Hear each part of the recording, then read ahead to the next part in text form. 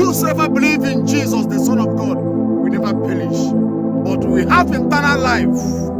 Believing in Jesus is not churchgoer. You may be going to church, you claim that you believe in Jesus, but you are not keeping his commandments. That is why he said, if you love me, keep my commandments. Yes, whosoever believes in the Son of Man will not perish, but we have eternal life. Believing in Jesus is not by talking, but by action.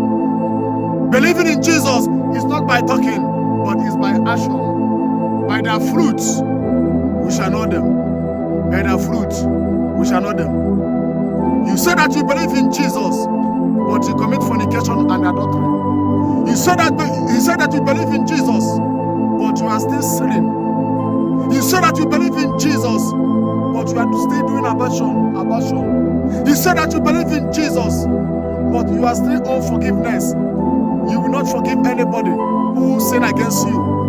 Even when they come back to you and ask you forgiveness, you say that I will never forgive you. You say that you believe in Jesus. You say that you believe in Jesus, but you are still fighting. You say that you believe in Jesus, but you are still gossiping.